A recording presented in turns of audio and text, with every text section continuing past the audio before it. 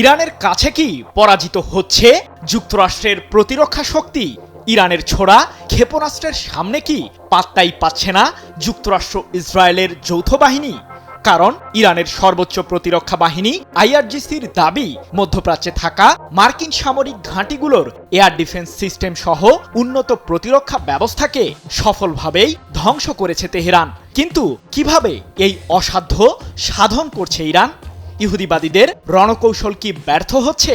শেষ পর্যন্ত কি পরাজয় মেনে নেবেন মার্কিন প্রেসিডেন্ট ডোনাল্ড ট্রাম্প? ইরানের ছোড়া আত্মঘাতী ড্রোন ও ব্যালিস্টিক মিসাইলের সামনে বারবার ব্যর্থ হচ্ছে ইসরায়েল যুক্তরাষ্ট্রের যৌথ সামরিক বাহিনী। কিন্তু ইহুদিবাদীদের উন্নত অস্ত্রকে কিভাবে প্রতিহত করতে সফল হচ্ছে ইরান?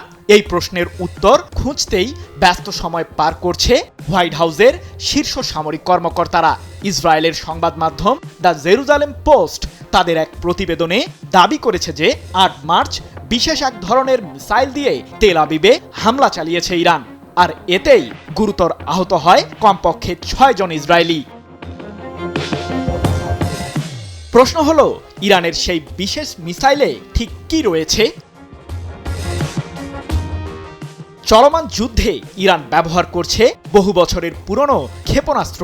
সম্প্রতি এমন চাঞ্চল্যকর তথ্যই দিয়েছেন আইআরজিসির মুখপাত্র ব্রিগেডিয়ার জেনারেল আলী মোহাম্মদ নাইনি, যার কারণে ইরানের সামরিক বহরে এখনো মজুদ রয়েই গেছে দেশটির বিজ্ঞানীদের তৈরি উন্নত মিসাইল ও আত্মঘাতী ড্রোনগুলো। ইসরায়েলের সামরিক সূত্রের বরাতে সংবাদ মাধ্যম দ্য জেরুজালেম পোস্ট তাদের প্রতিবেদনে দাবি করেছে যে সাম্প্রতিক বেশ কিছু হামলায় ইরান ব্যবহার করেছে ক্লাস্টার ক্ষেপণাস্ত্র, যার কারণে ইসরায়েলের এয়ার ডিফেন্স সিস্টেমকে সহজেই ভেদ করতে সফল হচ্ছে আইআরজিসি। এমনকি ইরানের সেই মিসাইলগুলোকে ঘিরে সঠিক সময়ে নিরাপত্তার সংকেত দিতে পারছে না আয়রন ডোমের মতো ইসরায়েলের আকাশ প্রতিরক্ষা ব্যবস্থাগুলো।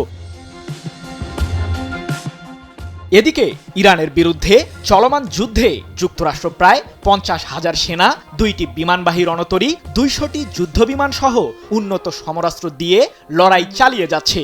কিন্তু মার্কিনী এই বিশাল বাহিনীকে একাই প্রতিহত করছে ইরান, আর তাতে বেশ কিছু সফলতাও অর্জন করেছে দেশটি। নাইনির দাবি, মধ্যপ্রাচ্যে থাকা মার্কিন সামরিক ঘাঁটিগুলোর কমপক্ষে ৬০টি উন্নত রাডার ও থার্ড মডেলের এয়ার ডিফেন্স সিস্টেমকে মিসাইল দিয়েই ধ্বংস করেছে ইরান।